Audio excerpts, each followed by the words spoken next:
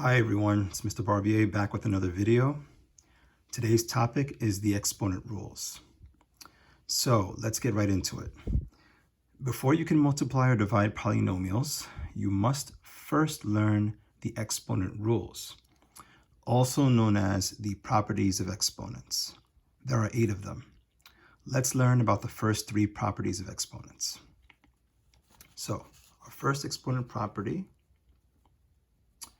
is the exponent rule of 1. This rule states that when a base's exponent is 1, the base remains the same. Okay, very simple. So x to the first power equals x. 5 to the first power equals 5. Negative 9 in parentheses to the first power equals negative 9. And negative 8, notice no parentheses around it, to the first power is equal to negative 8. So essentially, any base to the first power is equal to the base itself. The base remains the same.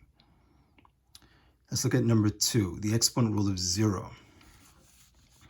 So that rule states that when a base's exponent is 0, the result is 1.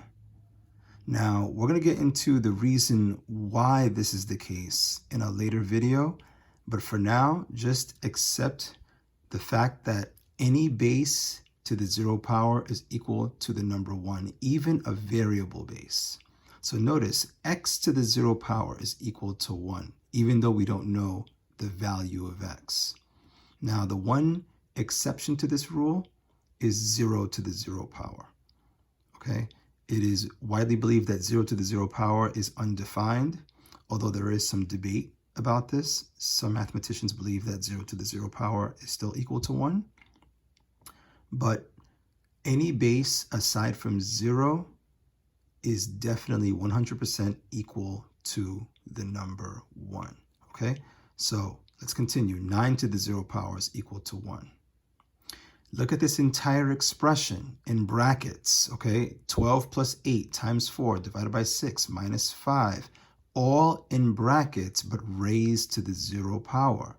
No need to solve what's inside the brackets, because whatever that number comes out to be, raised to the 0 power will still be equal to 1. So this is a mental math question. Don't solve anything. It's all in brackets. It's raised to the 0 power. It's going to be 1. Regardless of what's inside those brackets. Let's look at D. Negative 8 with parentheses around it to the 0 power is equal to 1. However, negative 8 with no parentheses around the negative 8 to the 0 power is equal to negative 1.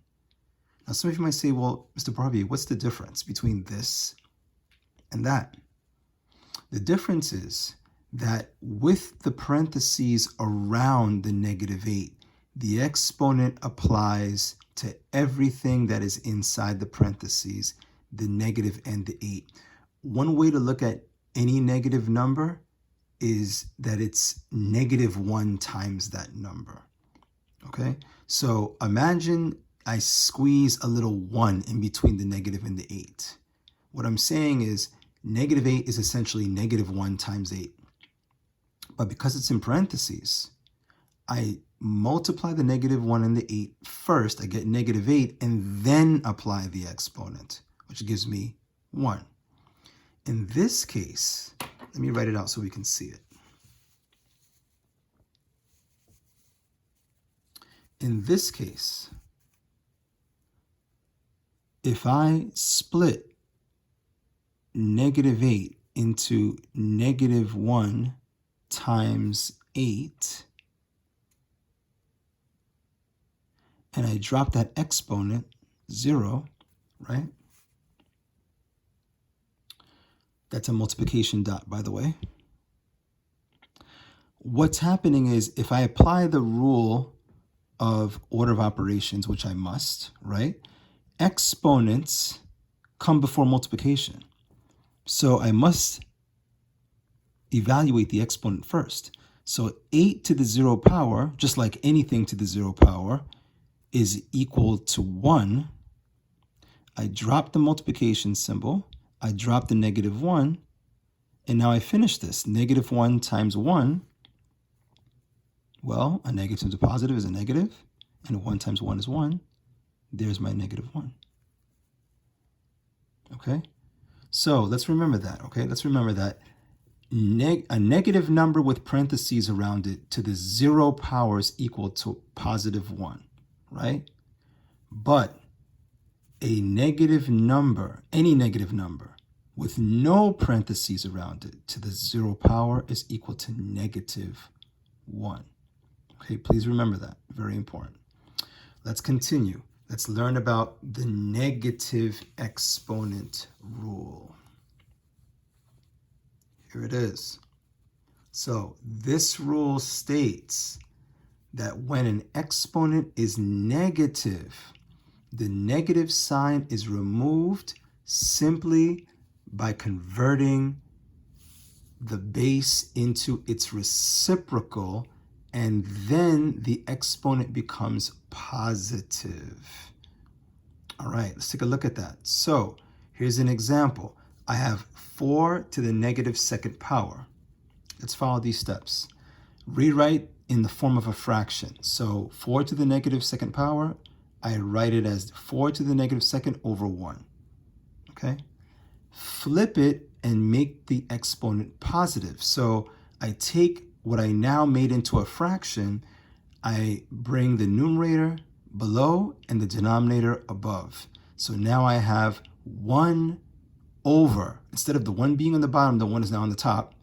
And this drops to the bottom, and look what happens. The exponent 2 becomes a positive. Let me zoom in so you can see that a little bit better. Okay, so let me show you that again, right? I made 4 to the negative second power into a fraction.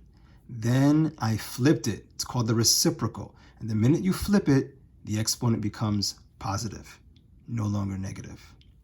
And now let's evaluate the exponent expression. Evaluate basically means to solve. So I'm going to take this expression here, the 1 over 4 squared, and I keep the 1, but I know 4 squared is 4 times 4. Again, the 1 stays the same. 4 times 4 is 16. And ladies and gentlemen, very important, note this answer remains a fraction. So, in other words, 16 over 1 is equal to 16. But 1 over 16 does not equal 16. Let's make sure we understand that, okay? It's a very common mistake. Students sometimes think that when 1 is over a number, it's a whole. No, it's the other way around. Okay, if the 16 was on top and the 1 was on the bottom, then the answer would be 16. But it's 1 over 16, so which does not equal 16. So this answer remains 1 over 16. Let's look at one more note. Here it is. Note, if the expression is already in fraction form, simply what I call cross the line and change the sign. So let's see what I'm talking about. Here's the situation, right? Let's look at this example. Let me zoom in a little bit more. So we have 3 to the negative second power over 6 to the negative second power. My first responsibility, ladies and gentlemen, is to make the negatives positive. I cannot evaluate an expression, an exponent expression that has negative exponents until I make the negative exponents positive exponents. Okay, so make yourself a note. If you're going to forget that, please write that down. Your first responsibility always is to make the negative exponents positive before I can evaluate them. So how do I make them positive? Cross the line and change the sign. The 3 to the negative 2 drops below the fraction bar and becomes a positive 2, right? The exponent becomes a positive 2. The 6 to the negative 2 power, I bring it above the fraction bar, and just like that, the exponent 2 becomes positive. And now that the exponents are positive, I can evaluate.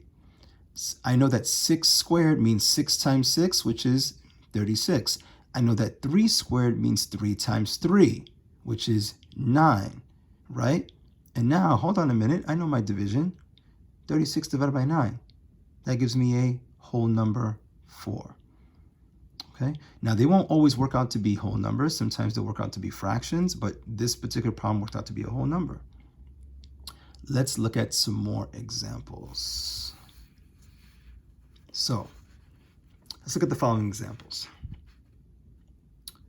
We have x to the negative first power equals, again, I want to make that negative exponent a positive. How? Put it over 1, right? Make it into a fraction so that I can flip it. If it's not a fraction, I can't flip it, right? So now it's a fraction.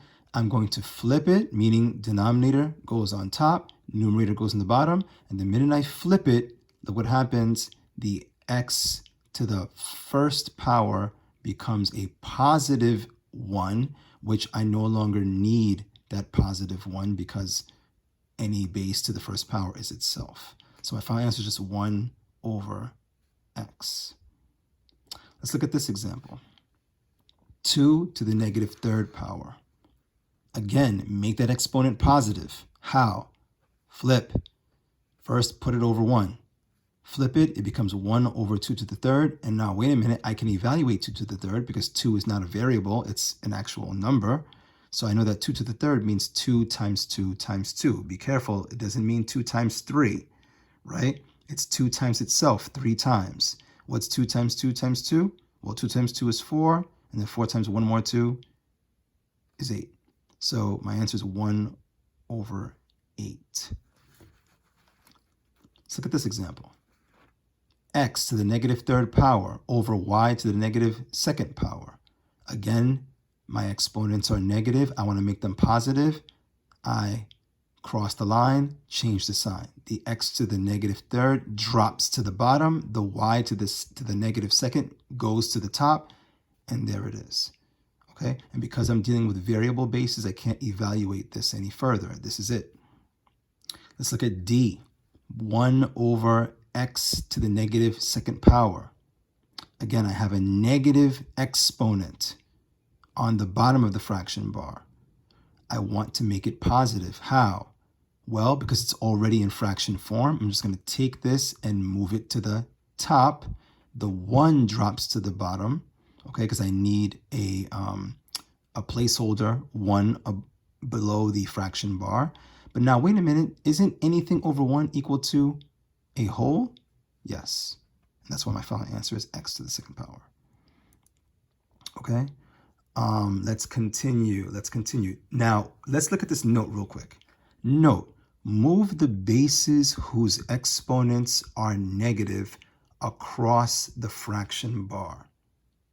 Leave the other bases with positive exponents where they are. So this is a very important note. Basically, what I'm saying is, if you have a base with a positive exponent, don't move it. Leave it where it is. You only move across the fraction bar the bases that have negative exponents.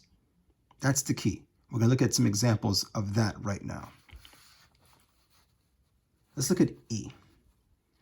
A to the negative third power over B to the positive second power. Now, folks, you're looking at that and you're saying, okay, I got it. I flipped the whole thing. The A goes in the bottom, the B goes in the top. No, I hope you're not thinking that. Because if you paid attention to the note, I just told you that you only move the base that has the negative exponent. Notice B does not have a negative exponent. The exponent is positive. So you might say, well, what do I do, Mr. Barbier? What you do is you leave the B at the bottom because the exponent 2 is positive. Okay? And you only move the A. Now you might say, well, where do you move it to? There's already a B on the bottom. You move it next to the B, and then you just put a 1 on top. Folks, so you see that? So the A to the negative third drops to the bottom. I cross the line, change the sign. I put it behind the A so that it's in, I put it behind the B so that it's in alphabetical order. So now we have A and then B, right? A, B, right? Alphabetical order. And now you might say, well, but what goes on the top? I put a 1 there. All right? If there's nothing above the fraction bar, I put a 1, because I can't just leave the top of the fraction bar empty. So now my answer is just 1 over a to the third b to the second. Let's look at another example. M to the third power over n to the negative 2 power. Well, again, look very carefully. M has a power that is positive, an exponent that is positive. N has an exponent that is negative. So, question, do I move the m to the third power below the fraction bar? Do I cross the line, change the sign? If you said no because the exponent is positive, you are correct. So the only thing we're moving is the n to the top. We don't move the m to the bottom, just the n to the top. And someone tell me, let me hear you, what happens to the negative 2 when I move that n to the top? If you said it becomes a positive 2, you are correct. Now again, because I move the n to the top, there's going to be nothing on the bottom, so I can always put a 1 on the bottom or anywhere on a fraction where there is no number. But now, hold on, this is different than this, isn't it? In this situation, I have m to the third, n to the second over 1. But anytime I have something over 1, it's always a whole, okay? It's always a whole, which means I don't need to leave it as a fraction because anything over 1 is equal to itself. The numerator becomes a whole. No need to leave it as a fraction. Don't leave it in fraction form when it's over 1. You only leave it in fraction form when 1 is on the top. Okay? Let's look at another problem. So I have 4x to the negative third. 4x to the negative third. Okay? If I ask you, do I flip this entire expression and put it as 1 over 4x to the positive third? What would you say? Now, some of you might say yes, but that's not true. Let me tell you why. Because even though 4x is essentially, as I like to call it, a married couple, right? We have two partners.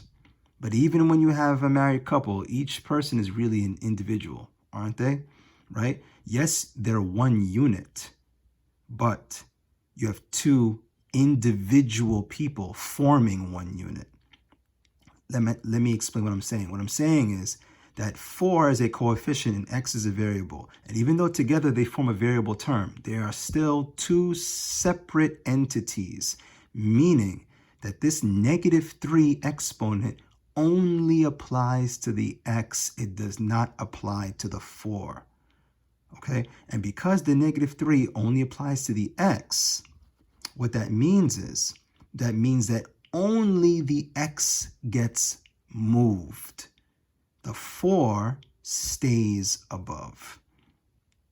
All right? So in other words, I can take this entire thing and put it over 1 to make it into a fraction, but then only the base with the negative exponent, in this case being the x, gets dropped to the bottom. The 4 stays on top because essentially the 4 has a positive exponent of its own, and that's a positive 1, right? You only move what has a negative exponent. Very important. And now let's look at this last example. We have x to the negative 4 and y to the negative 5. What do you think? All right, so if you're telling me that both bases have negative exponents, therefore they both have to be moved, you are correct. Now imagine if I put a fraction bar below this and I put a 1 on the bottom to make it into a fraction. I'm going to move both bases to the bottom, and then what goes on top? If you said 1, you're right. Okay?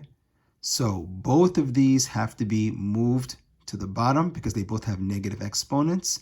Remember, make this in your mind. You can make this into a fraction first, put the whole thing over 1, and now I cross the line, change the sign. The exponents both become positive. I have an empty space on top of my fraction bar. I put a 1 there. All right, now that we've looked at our notes and examples, let's solve some problems. Here we go. Exponent rules practice. All right, let's do this. So, problem number 1 says 7 to the first power. Let me hear you. Before I even write the answer, you tell me the answer. Okay, I think I heard someone say, Mr. Barbier, the answer is 7 because anything to the first power is equal to itself. You are correct. Let's look at number 2. 7 to the 0 power. What do you think? Okay, I just heard someone say, Mr. Barbier, that's going to be 1 because any base to the 0 power is equal to the number 1. You are right. Now, ladies and gentlemen, this is the part of the video in which I need you to pause before I reveal the answer, okay? Let's see how well you got this. You need to pause the video, wait, answer the question, unpause the video to see if you're right, okay? Don't say, I know what the answer is, and then I reveal it, and, you know, what you were thinking is not what I said. You need to use this moment to test your knowledge. So let's do it. Let's do it the proper way. Let's look at number 3. -9 with parentheses around the -9 to the 0 power. What's the answer? Pause the video, write the answer, and then unpause. Okay. If you said the answer is -1, you're incorrect.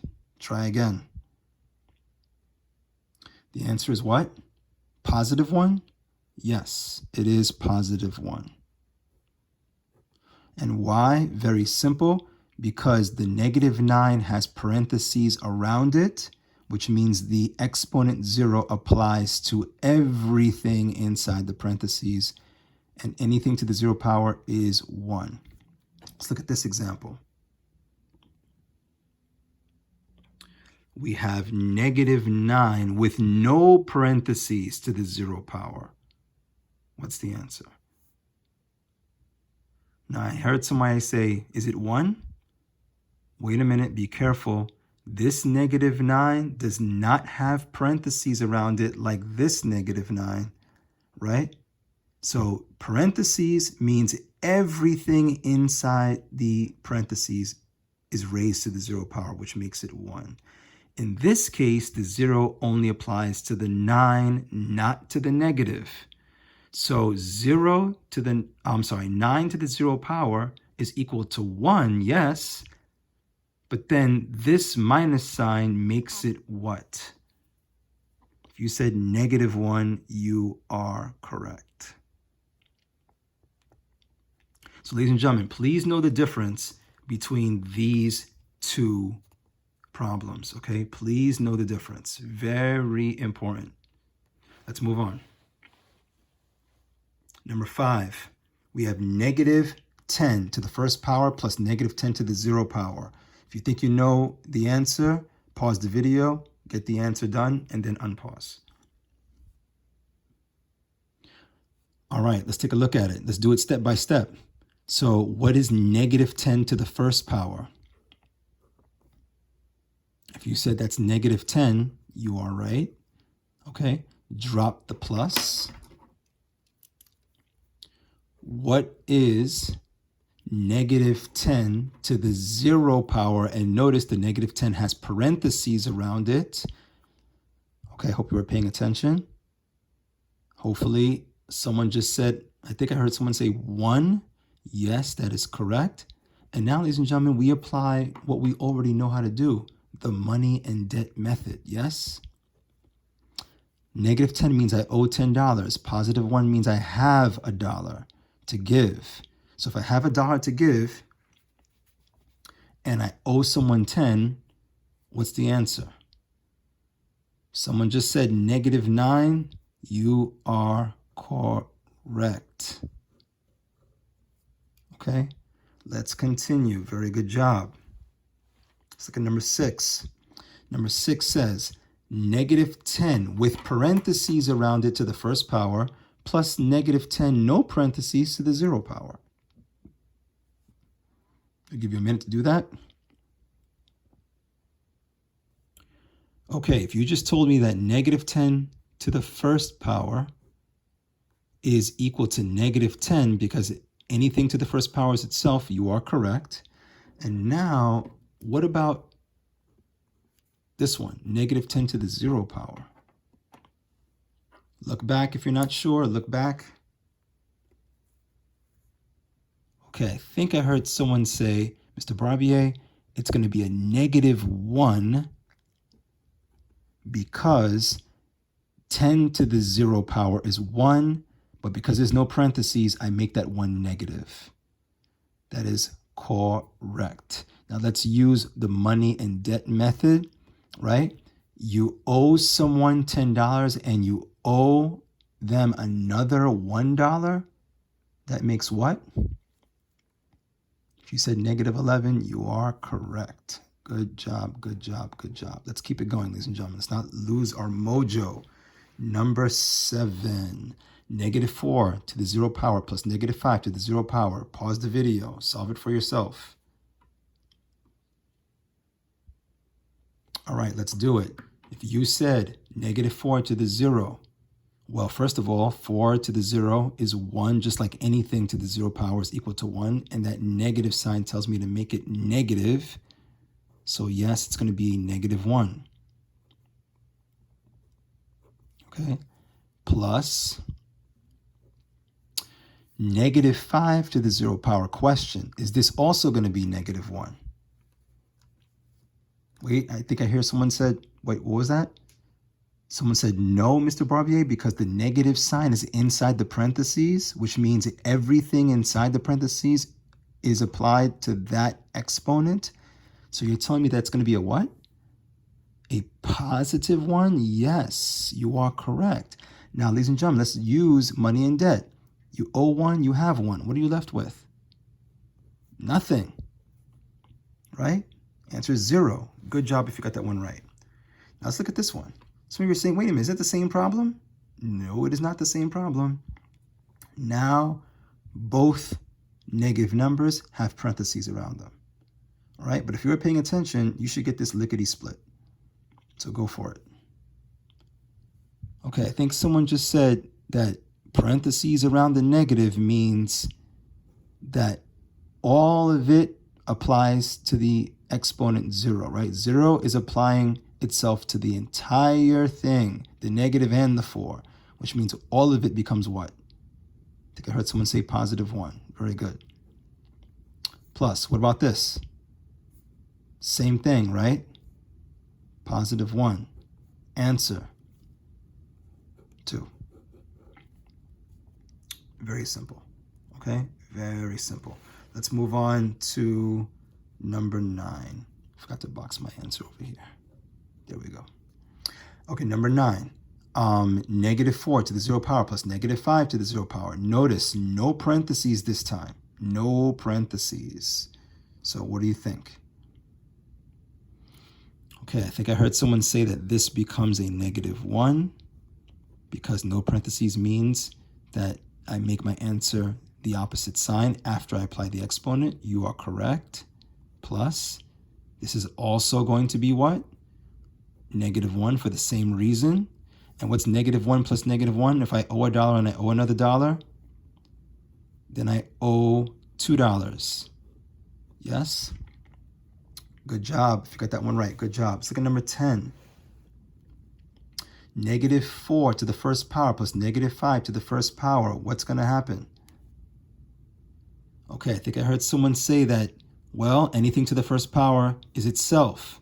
So negative 4, this stays as well. Negative 5.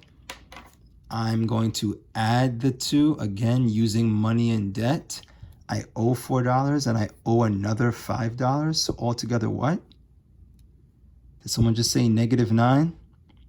You are correct, negative 9. Okay, let's look at the negative exponent rule now. Negative exponent rule. So n to the negative third power. I want to make the exponent positive. That is the goal always. How do I make that exponent positive? Okay, I think I heard someone say, Mr. B, take that, put it over 1 first to make it a fraction so we can flip it. Okay, after I make it into a fraction, I flip it. Okay, the 1 goes on top, the n to the third goes in the bottom. And what happens, someone say it before I write it, what happens to that 3 when I drop it below the fraction bar? I think I heard someone say it becomes a positive. You are correct. There's the answer, 1 over n to the third. Good job, good job. Let's look at 12. Okay, I have 1 over n to the negative second power. What do I do there? Okay, I think I heard someone just say, well, Mr. B, it's already in fraction form, so we don't have to make it a fraction like we do with number 11. So all I got to do is cross the line, change the sign, flip, right? Bring that n to the negative second power above the fraction bar. And once I do that, the exponent becomes what? You said positive? Yes. Now, if I bring it above the fraction bar, here's the fraction bar here. I have nothing on the bottom, so I have to put a 1 to kind of give myself a denominator. But wait a minute, anything over 1 is just equal to a whole, right? So my final answer is just what? N to the second. As a matter of fact, some of you might say, well, Mr. B, if that's the case, do I even need to put the 1 on the bottom in the first place? No. If you're getting used to that, if you're comfortable with that, then you could just go ahead and do it. But you know me, I'm the kind of math teacher where I like to break everything down step by step. That's the way I am. Okay, so look at number 13. 13 says a to the negative 4 over b to the negative 6. Now, hopefully, once you get into a groove, this will become automatic for you. So somebody tell me what to do. I think I heard someone say, well, Mr. Barbier, both exponents are negative, so they both have to move across that fraction bar. You are correct. B to the negative 6, there's a negative exponent, that's got to move to the top. A to the negative 4, that's a negative exponent again, that has to move to the bottom. Okay, again, let's just be clear. I'm only moving them because both of them have negative exponents. Again, they both have negative exponents, therefore, that's why I am crossing the line, changing the sign. And there's my answer, okay? B to the 6th, positive, A to the 4th, positive. And I leave it like that. Let's move on to number 14. Question, do I flip the entire fraction? Yes or no? Someone tell me right now. If you said no, Mr. B, because the x has a negative 8, but the y has a positive 2. So what do I do then? Somebody tell me, what do I do? Wait, someone just said keep the y to the positive 2 on the what? On the bottom? Oh, okay. Yeah, let me do that. Just keep it there, right? And why am I keeping it there? Why? Because the exponent is positive? Oh, but what about the x? What do I do with that? I drop it next to the y and I make the 8 positive? Yes, yes. Oh, you are 100% correct. Now, wait a minute. I have an empty space in the top. Do I just leave it empty? Do I put a 0? Oh, I put a 1. Oh, I got it. Okay, yes, that's it. Yes, that's it. Perfect, ladies and gentlemen. So let's just look at that one more time. This drops to the bottom. Only the x to the negative 8 drops to the bottom and the 8 becomes a positive 8. I don't bring the y squared to the top because the exponent is positive already. I only move whatever base has a negative exponent, that's what I move. If you don't see a negative exponent, you don't move it. This is the final answer, boom. Okay, let's move on. 15. Pause the video, you do it. Okay, I think I heard someone say, Mr. B, the m has an invisible positive exponent of 1, which it does. Therefore, I do not move it. I just leave it where it is on top of the fraction bar. Very good. What about the n? Okay, someone just said drop it to the bottom. Make the exponent positive. What about the p? Someone just said bring it to the top next to the m and make the exponent what? Positive. That's correct. And that is the answer. Good job. 16. Again, pause the video. You do it. Okay, someone just said, Mr. Barbier, I see a 6 and I see an x, and they both technically have invisible exponents. And what are those invisible exponents, since I don't see them?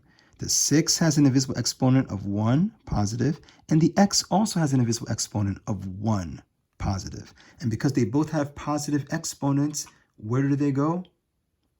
They stay on top.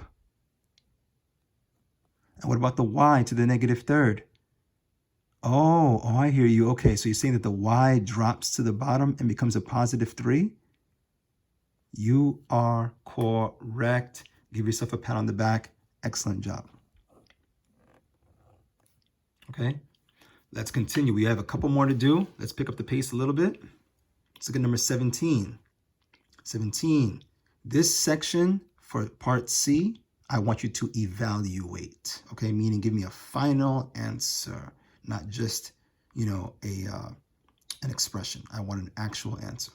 So 3 to the negative 2 equals what? Well, first of all, what have I said from the beginning of this video? I've said make the exponent positive. So how do we do that? We make it into a fraction first.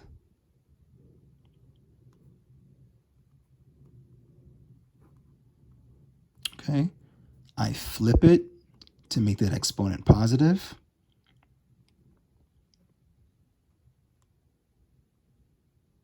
And now I evaluate because I can actually solve 3 to the second power, right? Which means, first of all, the 1 stays the same. 3 to the second power. Someone tell me, is it 6? Hold on, I heard someone say, no, Mr. Barbier, no, it's 9, because 3 times 3 is 9. Correct. Let's look at 18. Again, negative exponent. What do I do? Okay, I heard someone say, Mr. Barbier, flip it, make that negative a positive by moving it to the top. You are correct. So we're going to move this to the top, and what happens to that exponent? It becomes positive. I have an empty space in the bottom. I can put a 1, all right? But wait a minute, you might say, well, Mr. B, hold on. Didn't you say that anything over 1 is equal to a whole? Do we have to put the 1? No, we do not. We can actually leave the 1 out. If it makes it more comfortable for you to put it, then put it, okay? But now, wait a minute, can I solve this? Of course I can. 5 squared means 5 times 5, yes? Which is what? 25. Okay, there it is. Again, if it makes you feel more comfortable to put that 1 there, because we have the fraction bar, you can do so. But then notice that once we solve this, anything over 1 is a whole. So 25 over 1 still equals 25. Let's look at 19. Okay, again, pause the video. You do it. Someone just told me, move the 3 to the top. Make the exponent positive. Move the 6 to the bottom. Make the exponent positive. Okay? And now, can we evaluate? Yeah, we can. 3 to the third power. Remember, it's 3 times 3 times 3. Please don't tell me 9. 3 times 3 is 9, but 9 times 3 is 27. Very good. And then 6 to the second power, or 6 squared, is 6 times 6, which is what? Someone just said 36. Very, very good. And keep in mind, ladies and gentlemen, whenever possible, please reduce your fractions. Okay, can we reduce this fraction? If you said yes, you are correct. What's a common factor of 27 and 36? If you said 9, you are correct. So 27 divided by 9 is what? Someone just said 3. And 36 divided by 9 is what? Someone just said 4. Very good. So 3/4 is my final answer. We have one last problem, ladies and gentlemen. Again, pause the video. You do it. I just heard someone say, Mr. B, what we're going to do is we're going to take the 4, but leave it on top because it has an invisible positive exponent of 1, so I don't have to touch it. But the 2 to the negative 2 power has to be moved to the top. Okay, so let me play devil's advocate. I'm going to move the 2 to the top like this. And now I have 42 to the negative 2 second power. Is that right? No. Someone just said no, Mr. B. You got to put this in parentheses. You are correct. So let me just put this whole thing in parentheses to keep it away from the 4. And I keep the 9 to the 0 on the bottom. Okay. Now, what do I do now? I got it. 4 times 2, 8. No. And one more thing. Wait, hold on. I just heard someone say something. Someone just said, wait, Mr. B, hold on. You tried to trick us. You brought the 2 to the top, but you forgot to do what to the exponent? You forgot to make the exponent positive. When you cross the line, you change the sign. You're right. Yes, that's right. See, you caught me. So that 2 comes up to the top, and the exponent 2 becomes a positive now, no longer a negative. Okay? So now someone tell me something. What do we do first? Well, PEMDAS says you must apply the exponent first. So 2 to the second power is 4, right, everybody? And what about 9 to the 0 power? Is it 0? Someone just said no. Is it 9? Someone else just said no. Then what is, it's 1, because anything to the 0 power is equal to 1. Can we continue this problem? Yes. What's my final answer, someone? Someone just said 4 times 4 is 16. So it's going to be 16 over 1, which is just equal to, because it's a number over 1. Final answer is just 16. Ladies and gentlemen, excellent job, excellent job. Guess what? Give yourself a big round of applause, a big pat on the back. And now it's your turn to do these problems by yourself, okay? So now accept the challenge, embrace the challenge. You are going to take this worksheet and you're going to kill it right now, okay? You're going to kill every single one of these problems, every single one, okay? Every single one down to the bottom, which is number 32, down to the bottom. You can do this. I know you can do this. You got this. You've practiced, you've prepared, and now you're ready, okay? Show me that you're ready, and I'll see you in the next video. Take care.